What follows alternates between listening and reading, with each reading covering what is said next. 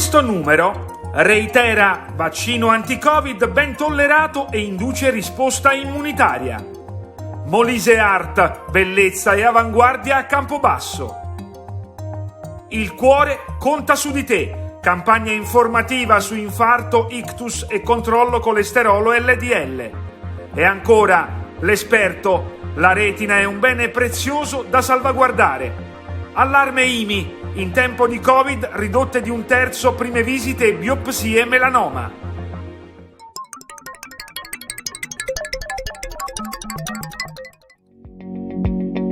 Avanza la ricerca sul candidato vaccino tutto italiano contro Covid-19. Reitera fa sapere infatti che il suo Grad COV2, usato in soggetti sani di età compresa tra i 18 e i 55 anni, è ben tollerato e ha generato a tutte e tre le dosi testate anticorpi che si legano alla proteina spike del virus, oltre ai linfociti T specifici. La fase 1, che valuta il candidato vaccino su 90 volontari sani, avanza ora nei soggetti più anziani, tra i 65 e gli 85 anni. I risultati dovrebbero consentire la selezione della dose di vaccino per ulteriori sperimentazioni cliniche di fase 2 e 3. Lo studio è stato disegnato ed è condotto in collaborazione con l'Istituto Nazionale per le Malattie Infettive Lazzaro Spallanzani di Roma e ha ricevuto finanziamenti dal Ministero della Ricerca e dalla Regione Lazio.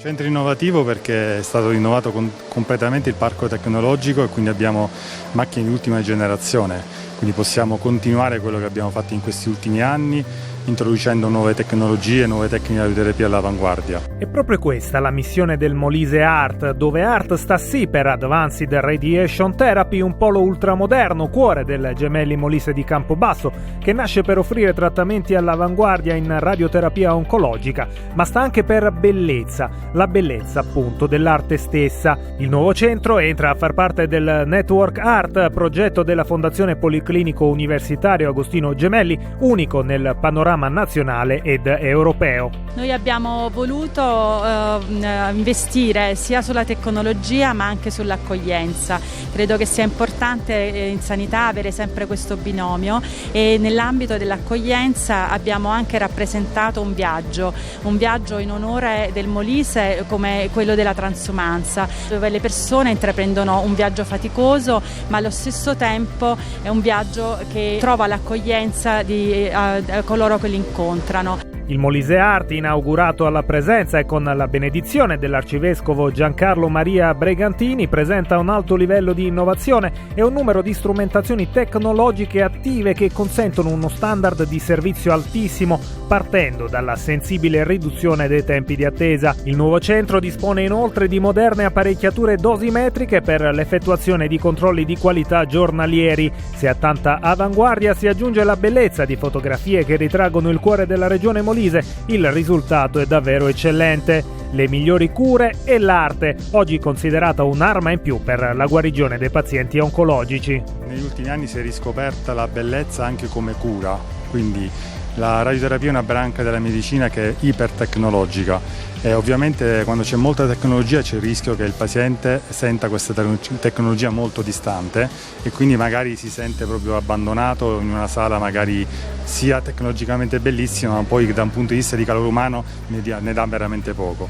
Aver abbellito le sale penso che permette ai pazienti di sentirsi in ambienti molto più confortevoli, di potersi distrarre magari pensando a quell'ambiente che hanno vissuto quando erano più giovani o che hanno visitato magari recentemente e nel frattempo avere una cura dello spirito e quindi avere un vantaggio anche in quello che poi saranno gli effetti del trattamento.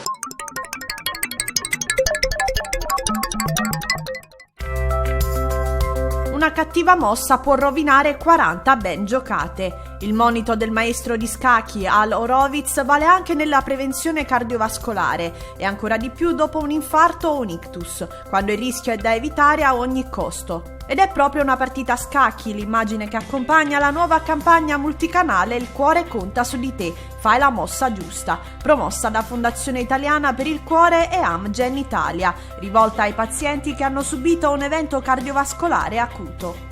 Noi dobbiamo sempre ricordare che nel nostro paese come nella gran parte dei paesi occidentali, le malattie cardiovascolari rimangono la prima causa di morte.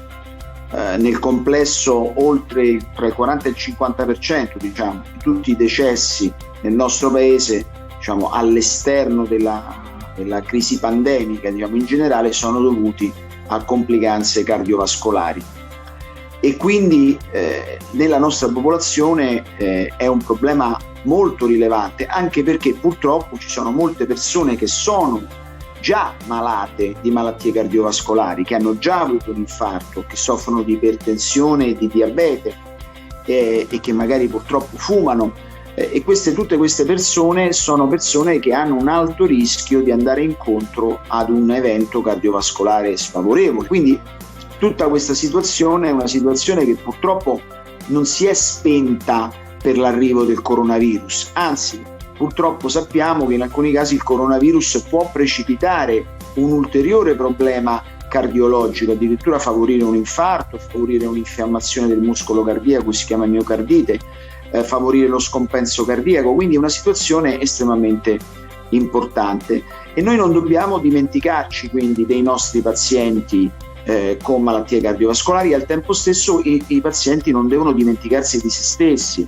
Un'esigenza ancora più importante in questo periodo di Covid. Secondo uno studio della Società Italiana di Cardiologia si è avuta una riduzione di circa il 50% delle ospedalizzazioni per sindromi coronariche acute. Nel caso dell'infarto il calo ha raggiunto il 26,5%, contribuendo a un aumento significativo della mortalità che è arrivata al 14%, triplicandosi rispetto al 2019. Sono numeri da emergenza nazionale e in buona misura si devono alle interruzioni di controlli e terapie.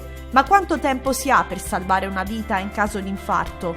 Quanto meno tempo io arrivo in ospedale vengo trattato, tanto più il danno al cuore sarà ridotto. Se un paziente riesce ad andare, si definisce la golden hour, l'ora d'oro, cioè nel senso che se si fa tutto in un'ora, in pratica i danni permanenti al cuore non ci saranno, perché il muscolo cardiaco riesce a resistere un'ora senza ossigeno. Quindi riaprendola con l'angioplastica, quindi con lo stent, col catetere a palloncino con lo stent, l'ossigeno arriva, e se questo ossigeno noi lo riportiamo entro un'ora abbiamo la possibilità di salvare praticamente quasi la totalità del muscolo che sta soffrendo e che sta rischiando di morire sostanzialmente.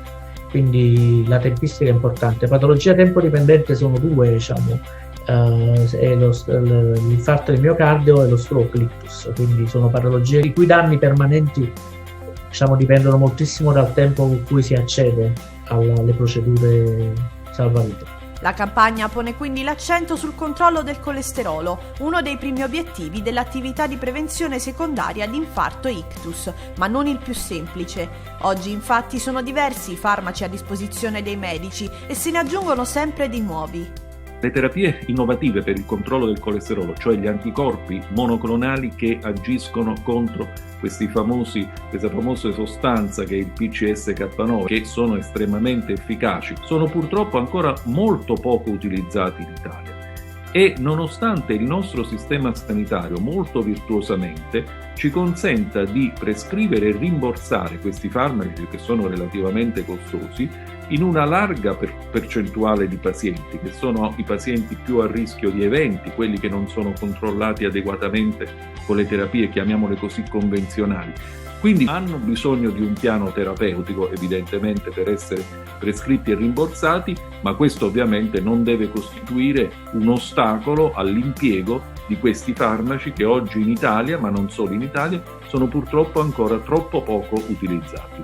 Dipende solo da noi controllare il colesterolo, dipende da come noi crediamo in quel fattore di rischio, da quanto rendiamo aderenti i pazienti alla terapia. La non aderenza è un vero e proprio fattore di rischio cardiovascolare, ma noi abbiamo oggi tutte le armi possibili per raggiungere qualunque obiettivo di colesterolo. Le linee guida ci indicano.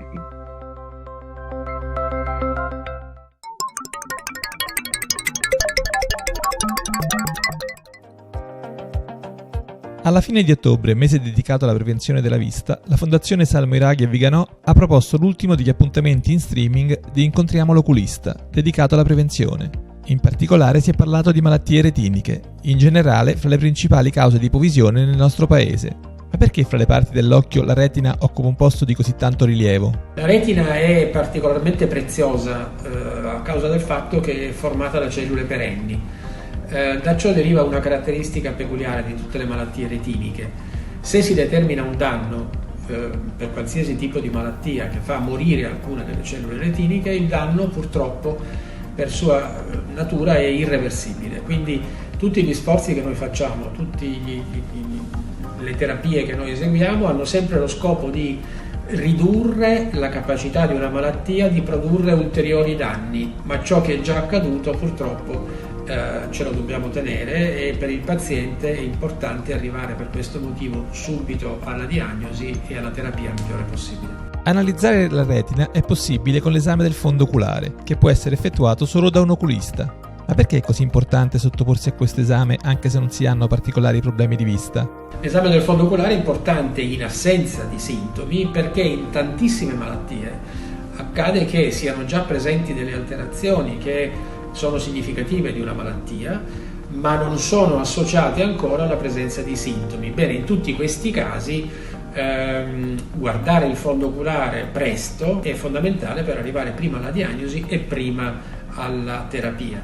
C'è un'altra peculiarità del fondo oculare che lo rende un distretto dell'organismo molto privilegiato, ed è il fatto che è l'unica finestra che noi abbiamo da medici, da osservatori, per vedere che caratteristiche hanno i piccoli vasi dell'organismo. I vasi capillari sono visibili in vivo solo lì, e questo è un qualcosa che rende l'esame del fondo oculare una valutazione particolarmente importante per gli oculisti, ma anche per altri tipi di specialisti come i neurologi, gli internisti. Sono tanti i medici che hanno interesse a sapere come stanno le cose a livello dei vasi del fondo oculare. Le 4 puntate precedenti di Incontriamo l'oculista sono visibili sul portale fondazionesalmoiraghievigano.it.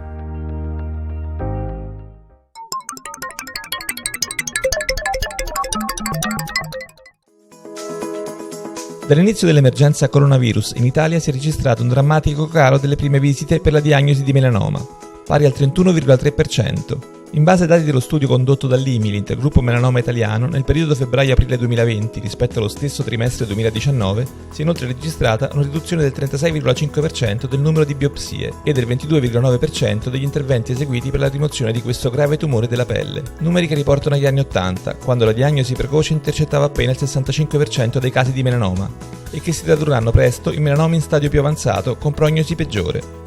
A lanciare l'allarme l'Intergruppo Melanoma Italiano nel corso del suo 26° congresso nazionale in Virtual Edition. Quando si tratta di melanoma si parla di una lesione che va identificata, correttamente analizzata e asportata appena possibile. Questo purtroppo non è avvenuto durante l'emergenza Covid. Questi sono i dati che l'Intergruppo Melanoma Italiano ha rilevato confrontando il periodo della pandemia Covid, febbraio-aprile 2020, verso l'analogo periodo del 2019. E che cosa avete rilevato? Abbiamo avuto una riduzione del numero delle prime visite, questo ha comportato una riduzione del numero delle biopsie molto marcata, più del 30%, per entrambe le situazioni, un calo delle radicalizzazioni chirurgiche a causa di un minor numero di melanomi, un calo di diagnosi istologiche complessive della patologia melanocitaria, e poi i pazienti con malattia avanzata o ad alto rischio hanno avuto anche un calo del numero delle prestazioni. L'unico dato che siamo riusciti a salvare è stato quello dell'allargamento di un paziente con diagnosi di melanoma ad alto rischio che ha subito la radicalizzazione e contestualmente la ricerca al linfonodo sentinella, così come la chirurgia oncologica in pazienti che avevano malattia clinicamente evidenziabili ai linfonodi. Detto questo, la diagnosi precoce è importante perché il melanoma può crescere. Vi sono delle forme di melanoma che crescono 0,50 mm al mese, quindi andare a spostare l'intervento di 3-4 mesi significa, per i pazienti che hanno questo particolare tipo di melanomi, indubbiamente una prognosi peggiore. Quindi è importante non soltanto salvaguardare il paziente Covid, il paziente portatore e adottare le misure di contenimento e di distanziamento, ma bisogna garantire in campo oncologico e nello specifico ai pazienti con melanoma il percorso diagnostico completo più precocemente possibile, proprio per avere un'anticipazione diagnostica e un percorso salvavita.